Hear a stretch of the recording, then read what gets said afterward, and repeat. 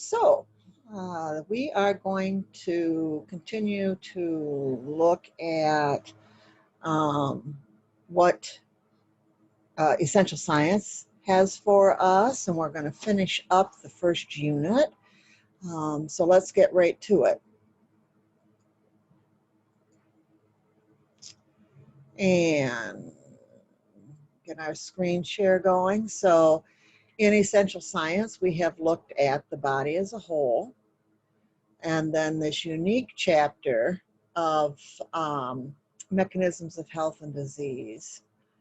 And we have discussed the utilization of quality YouTube support for helping to learn this content, the science content. And then the book makes this narrow down specifically for massage therapy. So lots of resources for you. And then what we're going to look at today is terminology. So let's click on that. Remember, you have your Read To feature, and that you can change the size of the font here, which I am going to do. Move that up, get here to my bar. The more you do this, if you've been following these videos along, you can see that I'm getting better at this. So, okay. So let's take a look. And remember, these clips are guides. I'll point out where things are particularly interesting or particularly relevant. But anything in the textbook is relevant. And so it's prudent for you to filter any other information that you might have, like looking at the YouTubes, filter it through each of the chapter content. Now, we've got a chapter in Fundamentals of Therapeutic Massage, chapter 4, and it covers all of this information as well as a way to start to document using intake procedures, filling out health history, completing SOAP note forms, or some other documentation procedure. So it's nice to see the overlap between the two. So this should feel familiar as we're going through this, because in the HEC program, you're doing one chapter a month with your sciences and about one chapter every 2 weeks. So I think you're going to have had a look at the chapter in Fundamentals just before you have a look at this. So you get that scaffolding reinforcement through the two books. So again, the word elements, and what I was really happy with is in the YouTube video list, I found actual medical terminology courses that you can work through that I think would be extremely valuable. And those are listed for this chapter. In addition, Medline Plus has a terminology course that's available, and I want to really encourage you to become familiar with how that website, Medline Plus, it's a portal to so much information, can be effectively used both as you're learning massage therapy, but also as you move into your professional practice. So down we go with all of this language, and we also expand, unlike most textbooks dedicated to the sciences. We also take a look at quality of life terminology, cross-cultural terminology, so that you can use the quality of life criteria from the World Health Organization to help you develop goals and outcomes and conduct interviews with your clients. And then to also realize that massage therapy has a very rich cultural and historical foundation upon which we're built. And even though we are not learning specifically Eastern approaches, such as traditional Chinese medicine or Ayurveda, it's helpful to understand the overlap and to create a foundation in that language so that if others in an interdisciplinary team or clients are using these professionals as well for their health and wellness, that you can understand the communication back and forth. And as in the chapter 4 on fundamentals of therapeutic massage, we're targeting this towards clinical reasoning and charting. And so again, this little piece is typically not found in a standard anatomy and physiology book. So here are all, as you know now, here are all of our section objectives. And we have our key terms as we go through. The learning how to learn feature, which is going to give you guidance on how to best organize a self-study around the type of content. So in this chapter, there's a lot of terminology content, things like flashcards and crossword puzzles, that sort of thing works really well. Using kind of rote memorization is very helpful here, whereas in the chapter we just finished in this textbook, that's more concept related, and while there is language to learn, to be able to use and understand, it's not as heavy in the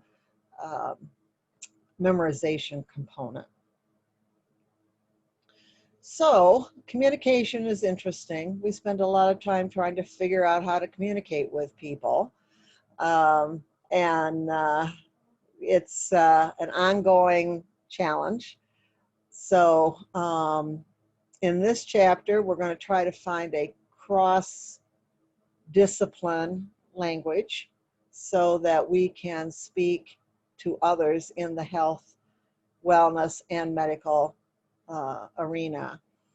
I want to refer back to Dr. Ann Blair Kennedy and her work. This is described specifically in chapter 1 and then throughout the entire Fundamentals of Therapeutic Massage textbook. But here it is an underlying theme in everything the science book does for you as well.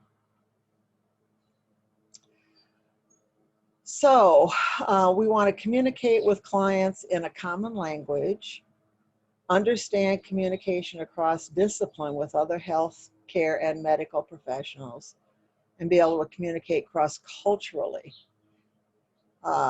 as to appreciate different perspectives. So here we go. So here's our language of science and medicine.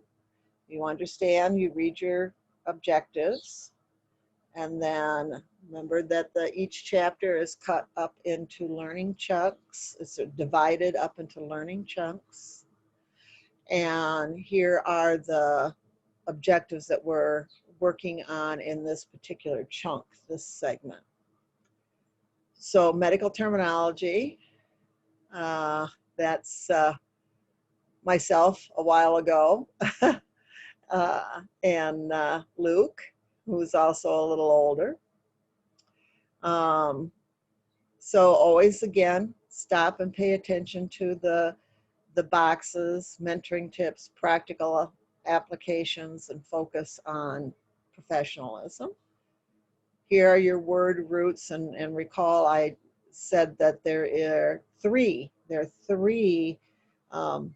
full level medical terminology courses on your YouTube list for this chapter, plus Medline Plus has one. So I also want to caution you against using abbreviations too much. Learn to write the word out. And our documentation is probably mostly going to be electronic. So that's helpful with that. Here's our little segment on review what you have learned. And so that would be an introduction to that learning chunk. So as I flip through these tables, you can start to appreciate kind of how we can, by understanding what a suffix is and a prefix is, and we can begin to puzzle out what a word means.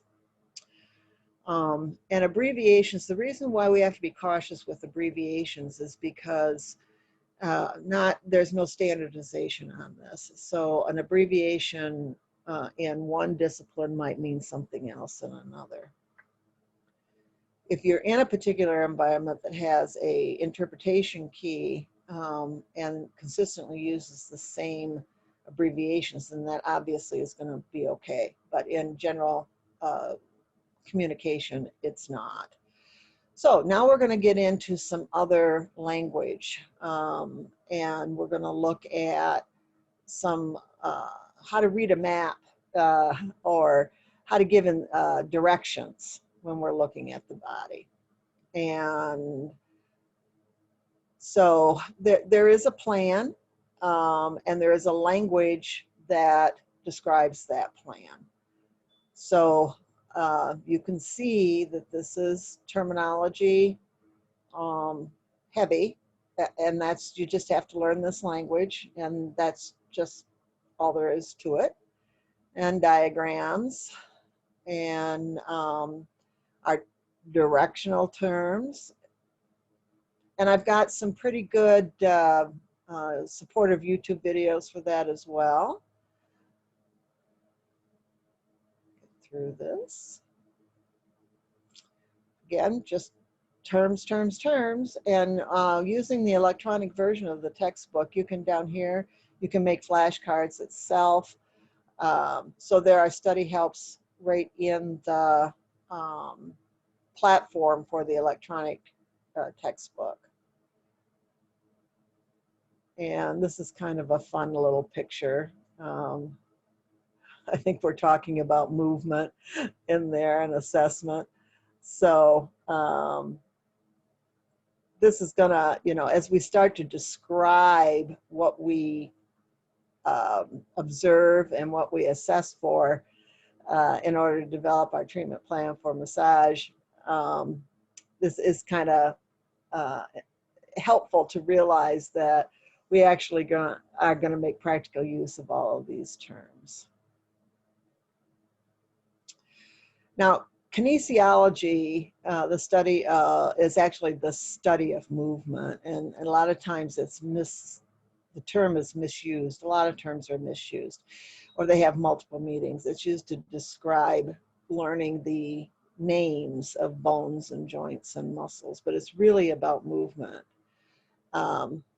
So we're, again, looking at a variety of figures, understanding body planes and movements. This becomes very important because this is how we describe actual movement, flexion, extension, adduction, abduction, and so forth. So again, you've got to know the terms to be able to understand what that means. And then we have some illustrations here of all of the major synovial actual movement joints. And measurement of that would be range of motion, and assessment of that would either be passive joint movement, where the therapist provides the force to move, or active joint movement where the client themselves moves the joint.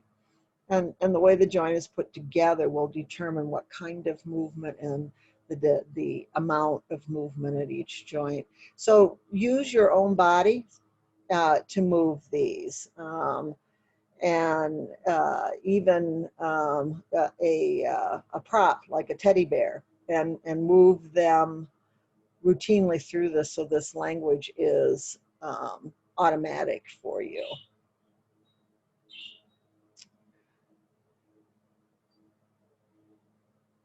So again, it goes in to discuss what that means and gives you some guides here. So it actually tells you what to do. So abduction. Movement of the appendicular part of the body away from the midline. So that's your trunk. Abduction is a frontal plane movement. So that's what divides us into a front and a back. And then it tells you, begin by standing in the anatomical position. Move your arms out to the side, away from your body, as if you were going to, what's that say? Do a jumping jack, or we're trying to look like the letter Y. So, especially if you're using the read to feature in this particular area, this could be, you could be listening to the book and actually following through with the instructions. Same as a future idea on the same with the joints of the body. There is pretty detailed palpation description and how you find the bony landmarks and all of that. So you can use the read to feature and then actually do what you're listening to. So here you go. And this is a reinforcing activity. So, and usually what I have is an example here. Flexion. I flex my elbow to scratch my nose. Okay. And here's the review part for this. And this is not something you're going to do once and then be done with it. You're going to have to keep reviewing throughout the entire course to be able to learn to be fluent with this language and stay fluent with it. So here's our quality of life terminology. This is also presented in the fundamentals textbook.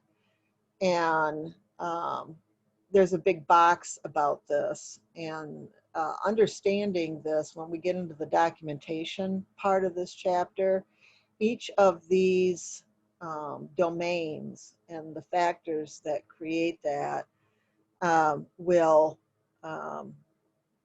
can be part of our assessment process, our language we use for assessment, and determining where somebody is functioning really well and where they could use some assistance, and then a determination if massage can help there. Okay, we're going to get to that box here in a minute. And so here is where I have an example of what I just said, and how that becomes a way of talking with our client. So here's all the domains in through here and what it means.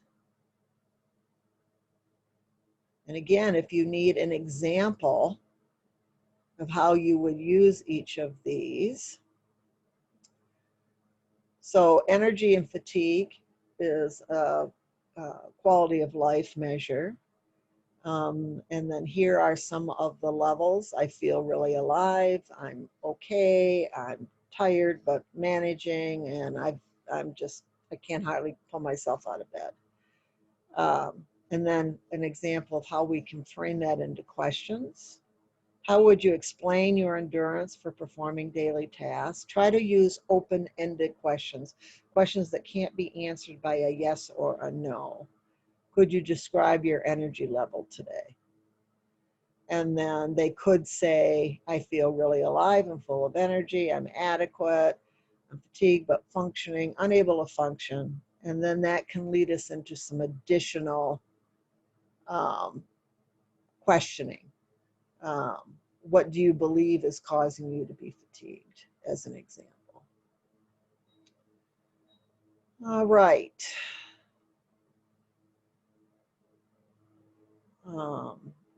So focus on professionalism. Always stop and think about those. And here we're going to begin looking at this cross-cultural terminology. This is not necessarily tested specifically on the NBLEX exam, but it's helpful to have an overview of this to respect other cultural frameworks and how we can interface in that way. These are all full health practices, full systems. It's not something you can learn in a weekend. You know, that don't fall for that if you're looking at continuing education.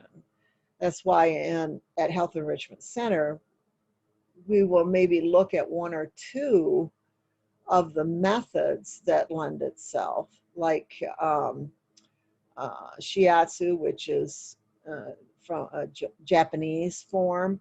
They've got some really good mat on the floor positioning that we can use if we're working in that type of a style. You know, if we position somebody on a mat.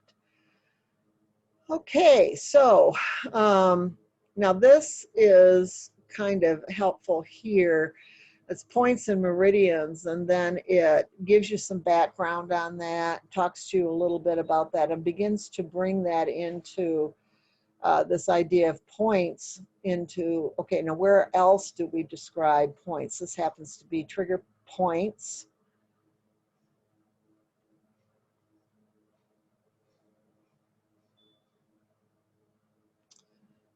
This shows you an overlap and correlation between motor points, where we have more of a surface,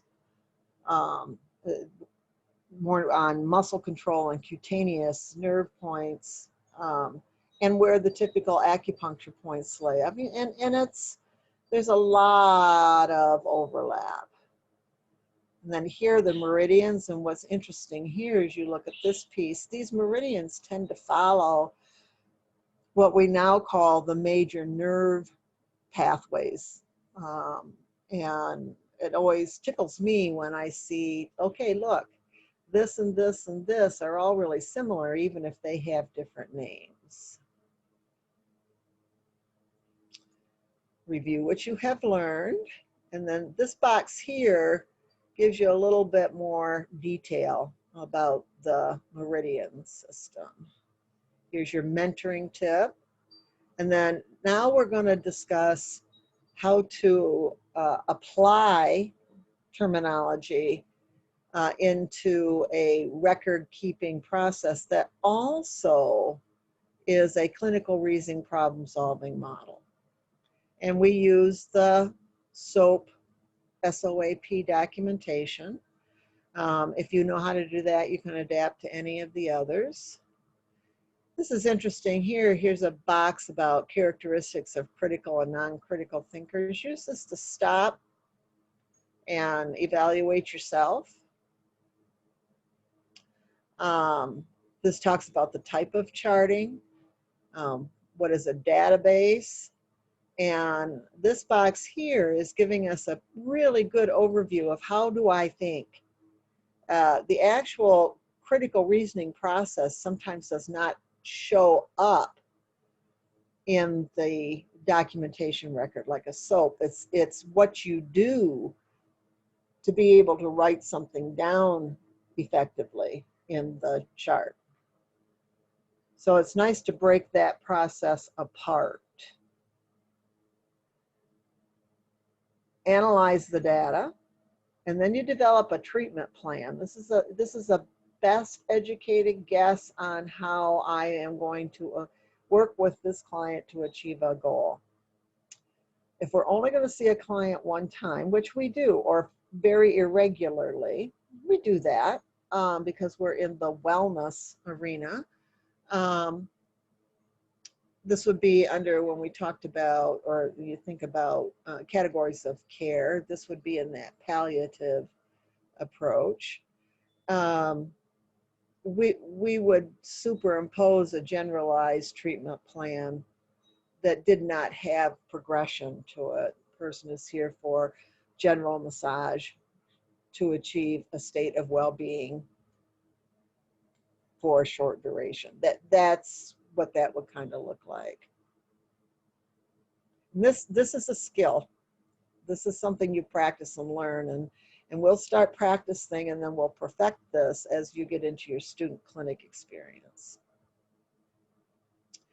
Now here's an activity that is going to maybe help you more consciously be aware of the decision-making process. And another practical application. And then we get to our summary. So make sure you are aware of your resources and your chapter questions here, and make sure you learn how to write your own test questions. All right, let's stop the share on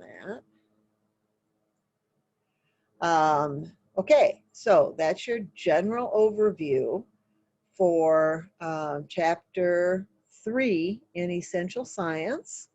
And as we complete Unit 1 and move into Unit 2, Systems of Control, now we'll start to look at individual body systems and function. And that's a little bit different way of thinking